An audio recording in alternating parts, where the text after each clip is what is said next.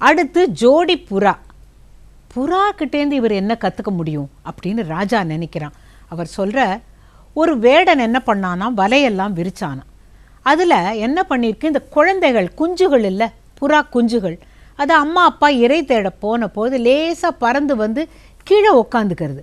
அது வலையில் மாட்டினுடுறது. அதை பார்த்துட்டு அங்கேருந்து ஓடி வந்த அப்பா புறாவும் அம்மா புறாவும், அடாடா நம்மளுடைய குழந்தைகளை காப்பாற்ற முடியாமல் அதுக்கு வலையில் விழுந்துடுத்தேன், இது ரெண்டும் என்ன பண்ணியிருக்கணும், நம்மளாலும் தப்பிச்சுக்கலாம், நமக்கு இன்னுமே குழந்தைகள் பிறக்கும்னு நினைக்கல. அந்த குழந்தைகள் படுற துன்பத்தை பார்த்து இதுங்களும் அந்த வலையில் வந்து விழுந்து, வேடனுக்கு ரொம்ப நல்லதாக போச்சு, இத்தனை 4-5 குஞ்சுகளோடு இப்போ அப்பா அம்மாவும் சேர்ந்தாச்சுன்னு அவன் எடுத்துன்னு போயிட்டானான். இப்படித்தான் நாம் தப்பு பண்ணுறோம் வாழ்க்கையில்.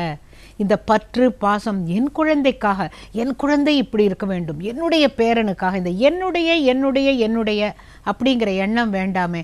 அவங்க என்ன செஞ்சுட்டு வந்திருக்காங்களோ கர்மா, அதுக்கு தகுந்தாப்புல தான் நடக்கும் அப்படிங்கிறத நாம் கற்றுக்கணும். இந்த புறாக்களுக்கு அவ்வளவு தூரம் எண்ண முடியாது, ஏன்னா அத்தனை பகுத்தறிவெல்லாம் கிடையாது.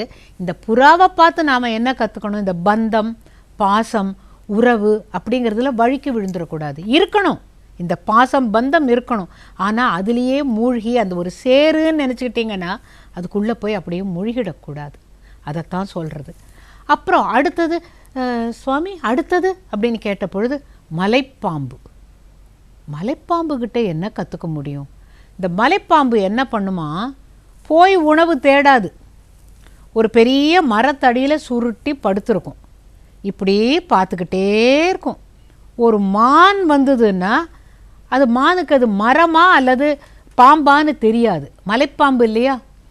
இப்படி கிட்ட வரும்போது டபக்குன்னு பிடிச்சிரும். பிடிச்சு அதை அப்படியே சாப்பிட்டுட்டு அந்த உடம்புல இருக்கிற அந்த முழு மானையும் எப்படி ஜெரிக்கும், அந்த மரத்தில் தன்னை சுற்றிக்கிட்டு கர கர கர கர கரன்னு அந்த எலும்பு எல்லாத்தையும் நொறுக்கிடும், ஜீரணமாயிடும். இப்போ இந்த மலைப்பாம்புக்கிட்டேருந்து நீங்கள் என்னத்தை கற்றுட்ருக்க முடியும் குருவே, நீங்கள் சொல்கிறது எனக்கு புரியல அப்படின்னு சொன்ன பொழுது அவர் சொல்கிறாராம், இந்த மலைப்பாம்பு உணவை தேடி போகாது. இப்போ நானும் ஓடி ஓடி அங்கே போய் இதை சாப்பிடணும், இங்கே போய் இதை சாப்பிடணும், எனக்கு அது வேணும், இந்த தேவைகள் இல்லாமல் நான் இருக்கின்ற பொழுது எனக்கு என்ன நடக்கிறது, என்னை தேடி யாரோ வராங்க இல்லையா, மரத்துலேருந்து 2 கனி கிடைக்கிறது, நான் அதை சாப்பிட்டுட்டு ஆனந்தமாக இருக்கேனே தவிர நான் உணவை தேடி ஓடவில்லை, எனக்கு எது கிடைக்கிறதோ அதை நான் சாப்பிட்றேன்னு. அப்போ மலைப்பாம்புக்கிட்டேருந்து அவர் என்ன கற்றுருக்காருங்கிறதும் புரியுறது. மலைப்பாம்பு எப்படி உணவு தேடுதுங்கிறதையும் அசையாமல் இருந்து சாப்பிட்டுடுது இல்லை, பட்னியாக கிடக்குது இல்லையே. இதை நாம் புரிஞ்சுக்கணும். இப்போ இந்த 24 குருவில் இப்படியும் ஒன்றொன்னா சொல்லிட்டு வரும்போது அடுத்து கடலை பற்றி சொல்கிறார். நாம் தினம் பார்க்குறோம் கடலை. இந்த கடலை பார்க்குற பொழுது நாம் நினைப்போம், ஒரேடியாக வெள்ளம் வந்து மழையாக கொட்டி இந்த கடல் ரொம்பி அப்படியே இந்த நகரம் அழிஞ்சுடுமா அப்படின்னு என்னைக்கான்னு நாம் நினச்சிருக்கோமா?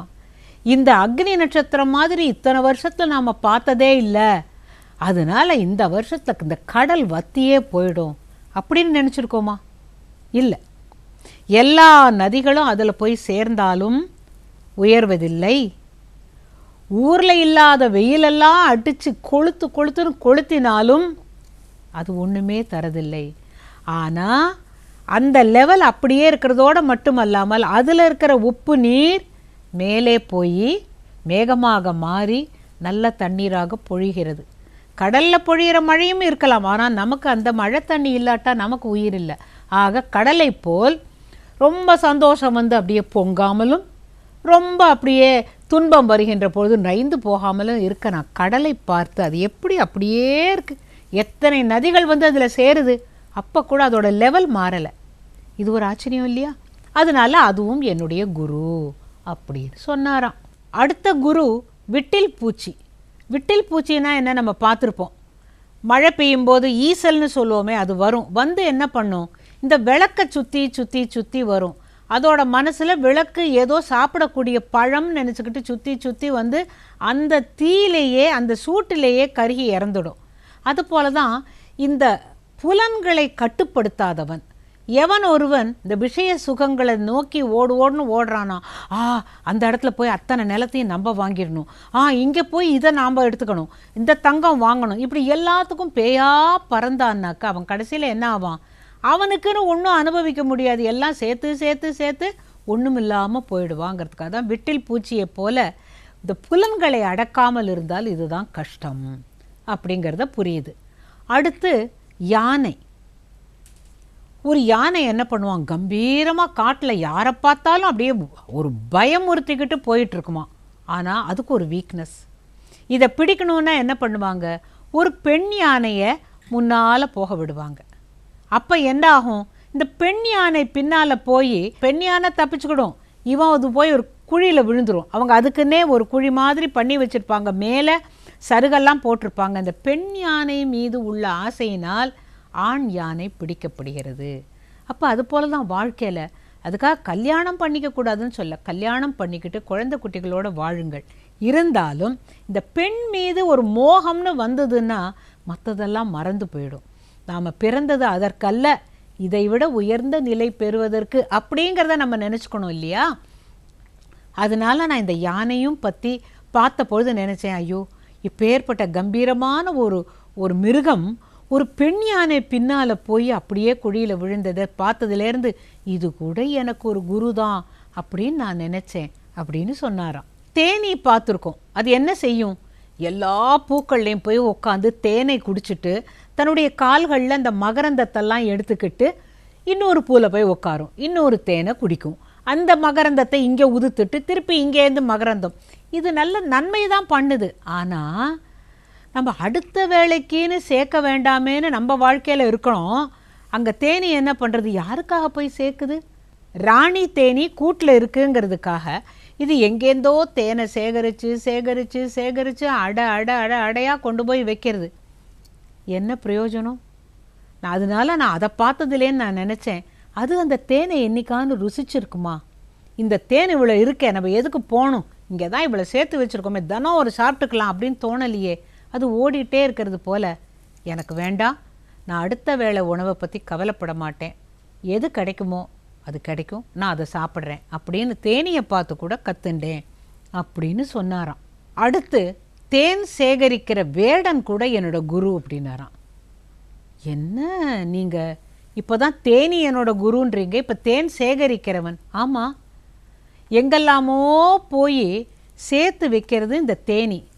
அப்படியே மரங்களில் கூடு கட்டி யார் வந்தாலும் கொட்டி விட்டுடும், கிட்ட வரக்கூடாதுன்னுட்டு. ஆனால் இந்த தேன் சேகரிக்கிறவன் என்ன செய்வான், தீப்பந்தத்தை கொண்டு போய் அந்த மரத்தில் காட்டுவான். அதில் நிறைய தேனீக்கள் சுருண்டு விழுந்து இறந்துடும். கடைசியில் யாருடைய சொத்தை யார் அனுபவிப்பது? நான் யாருக்காக இத்தனை சேர்த்து வச்சேன்னு அந்த தேனிக்கு தோணலை. அது என்னமோ சேர்க்கணும் சேர்க்கணும் சேர்க்கணும் சேர்க்கணும். அதை போல் பல மக்கள் இருக்கிறார்கள். அதாவது என்னுடைய குடும்பத்திற்கு இவ்வளவு போதும் அப்படின்னு யாருமே நினைக்கிறது இல்லை. என்னுடைய குடும்பத்தோட அடுத்த சந்ததி அடுத்த சந்ததி யாரும் வந்து அனுபவிக்க போகிறது இல்லை, அது புரியறதே இல்லை. அந்த மாதிரி இருக்கக்கூடாது. இந்த வேடனை பார்த்தபோது நினச்சேன், இந்த மர்சிலெஸ் அப்படின்னு ஆங்கிலத்தில் ஒரு வார்த்தை சொல்லுவாங்க. துளி கூட ஈவு இரக்கம் இல்லாமல் அத்தனை தேனீகளையும் தீப்பந்தம் கொண்டு விரட்டுறான்னாக்கா அதை போல தான் காலன். நாம் எல்லாம் சேர்த்து வச்சுருப்போம், ஒரு நாளைக்கு அவன் அழைச்சிட்டு போயிடுவான். இதை நீங்கள் தான் விட்டுட்டு போக போகிறோம். இங்கே விட்டுட்டு போனதை யார் யார் எடுத்துக்க போகிறாங்க, யார் யார் அடிச்சுக்க போகிறாங்கங்கிறது தெரியாது. இதெல்லாம் பார்க்குற பொழுது தேன் சேகரிக்கிற வேடன் கூட எனக்கு ஒரு குரு அப்படின்னு தோணித்துன்னொடனே இந்த ராஜாக்கு இப்போ தான் புரியுது, இவர் எதுவுமே ஏதோ புஸ்தகத்தில் படித்தோ இல்லை யாரோ சொல்லியோ இவர் கற்றுக்கலை.